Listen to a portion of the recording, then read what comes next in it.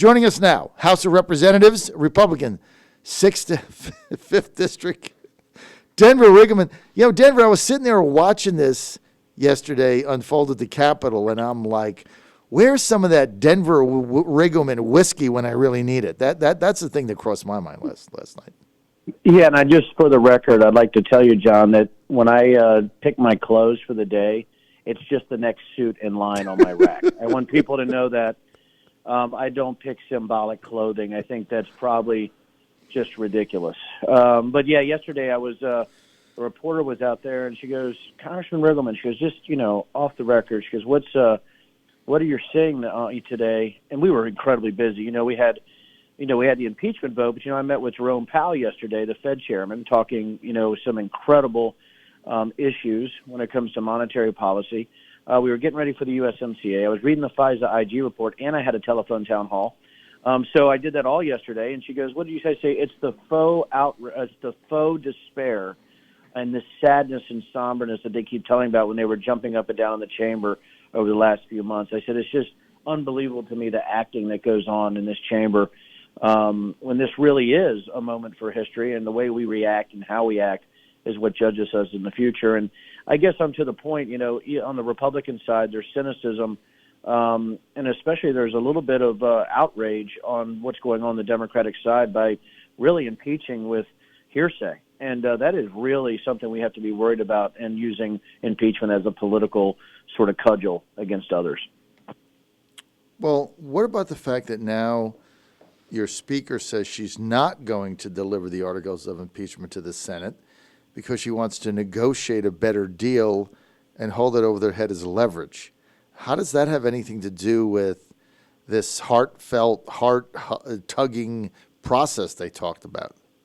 Well, I find it funny. She said she wanted a fair process over there because it might be unfair. And if anybody knows unfair, it's Nancy Pelosi.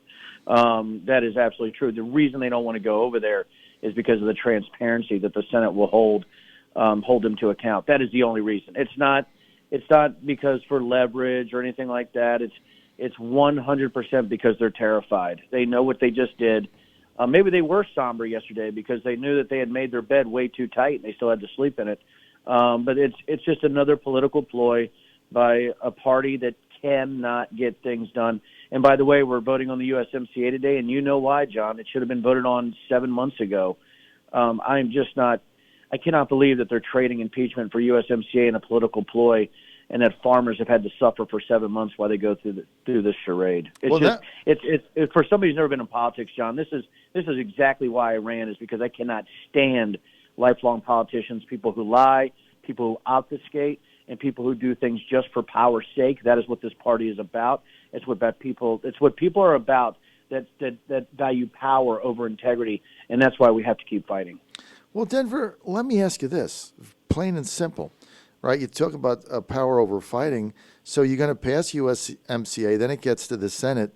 Well, it's already blocked off for January, because McConnell already has the whole month blocked off. So it isn't getting the Senate in January. They don't get back to January the 7th, so it's not getting there.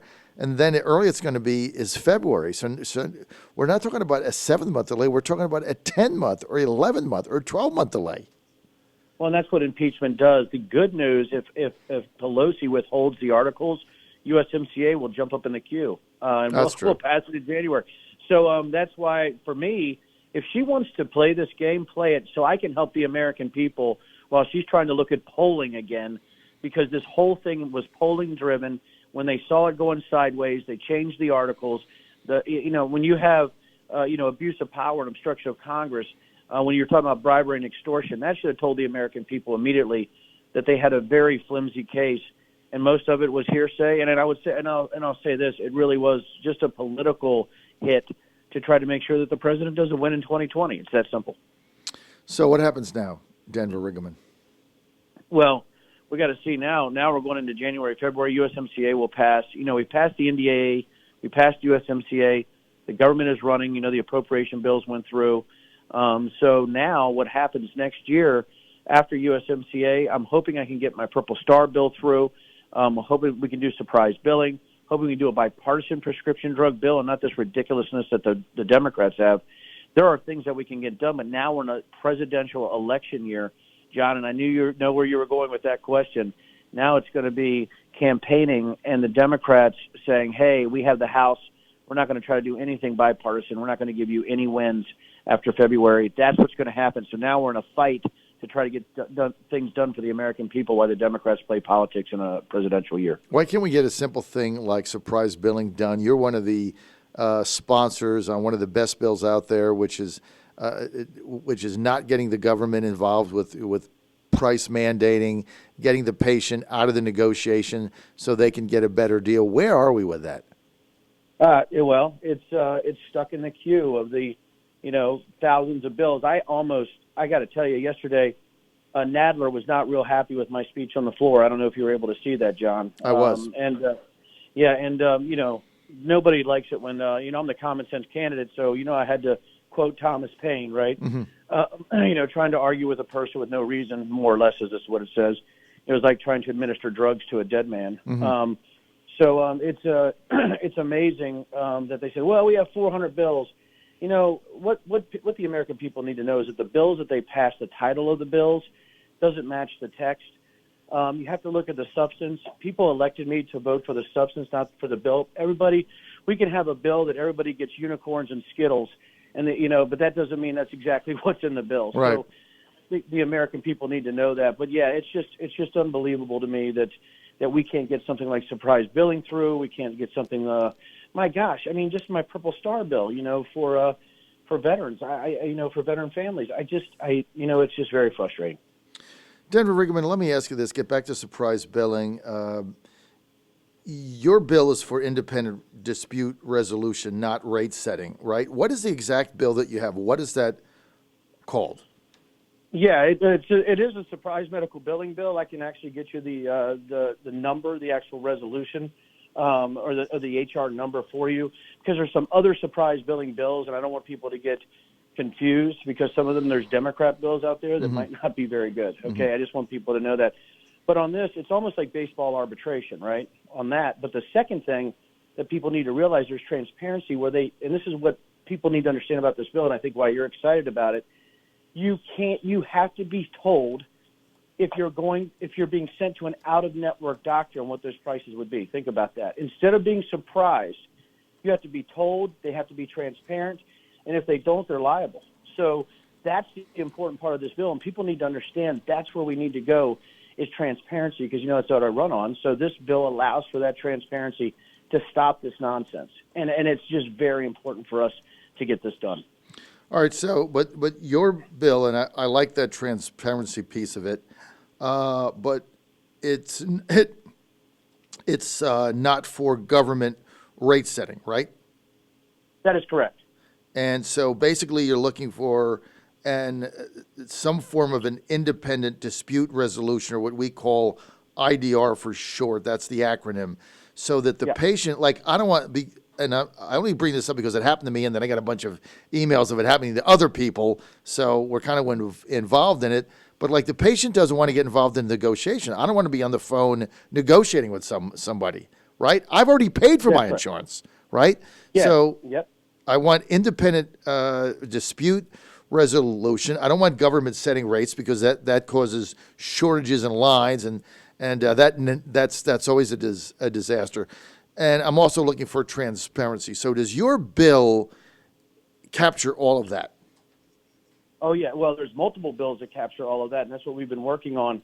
But, yes, it captures. So you have dispute resolution, you have transparency, you have this wrapper where people have freedom, right? They're not sort of captured by the system. They have freedom to not only pick and choose if they want to use that out-of-network doctor, but they have dispute resolution so that they can do certain things to make sure that they don't have to pay lawyers and attorneys and things like that. This is really where we need to go. We need to hold people accountable with transparency, and we need to make sure that if there's any disputes, people aren't getting people aren't getting screwed over. And but that transparency is going to help them get in front of that. All right, Denver, stay with us a minute. I got a quick word from our sponsors. When I get back, you have a nomination challenge that will be resolved at, I think it's a convention in May or something. I want to get your thoughts on that. I'm not really sure why you're being challenged, as you are a conservative congressman that represents your district. You've done everything exactly that you said you were going to do, so I'm not really sure where the challenge is coming from or what the basis of it is, but I do want to get your thoughts on it and how you're going to win, because I think returning you to Congress, getting that common sense in there, absolutely critical. Stay with us. Here on the John Fredericks Show. All right, Denver, back with Denver. Riggleman being challenged for the nomination that'll be resolved at a convention, not a primary, I guess in May. I don't know if they've called the convention time yet, Denver, or all that. Your challenger, Bob Good, Liberty University supervisor. Look, you have to deal with it, right? You got to go win this convention. Outline to our listeners how are you going to win a convention, because a lot of people, when they make these challenges, they try to rig conventions. I went through it with Ben Klein. I mean, they try to rig him. Scott Sayer tried to rig it for Cynthia Dunbar. We all experienced it. How do you win this thing? Oh, this is, by the way, just 48 hours ago, what's going crazy is I got the endorsement from the president. So yes, I saw that. You know, We retweeted it out.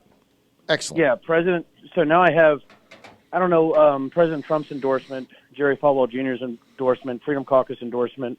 And, you know, I could ask for any endorsement. John Fredericks endorsement.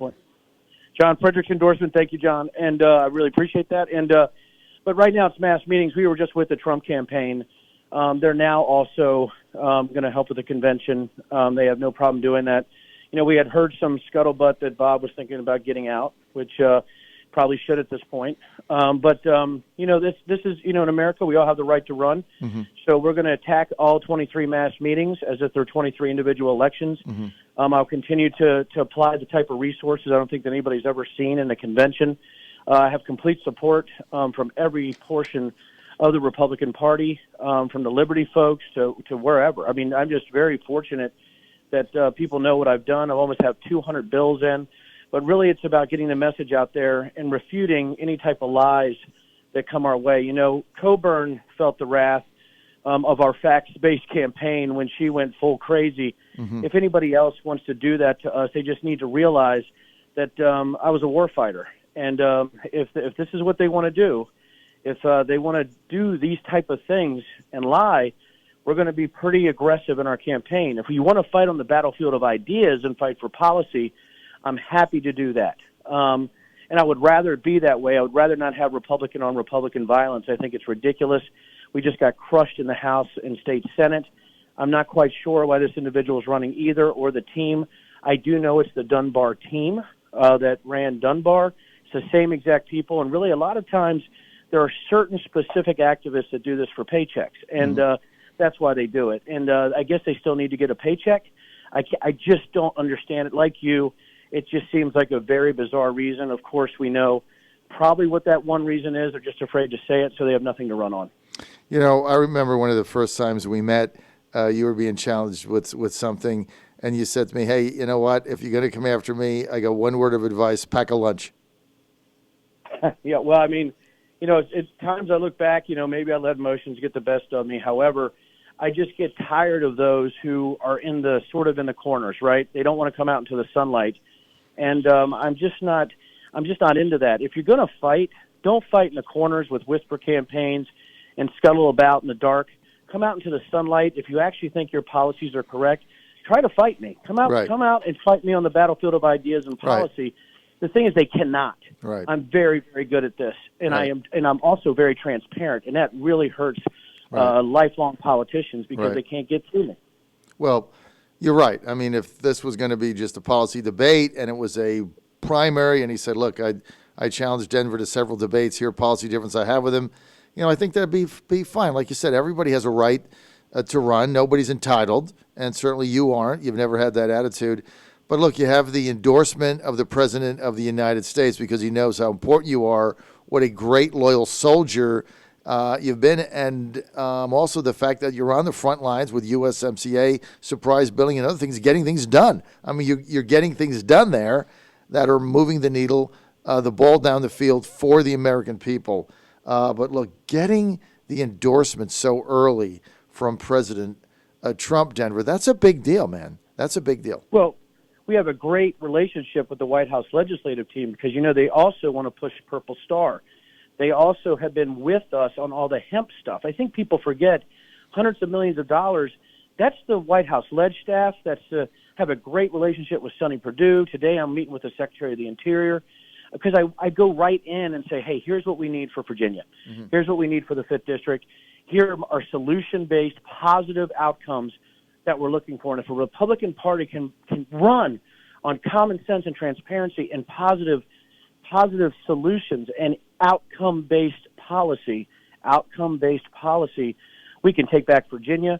We can have our children and grandchildren living in a land of liberty and not in government overreach. And that is my goal. And I can do that because I'm independent and I really enjoy trying to help people. That's it. It's that simple. And you believe in what you're doing, and you stand up for what you believe.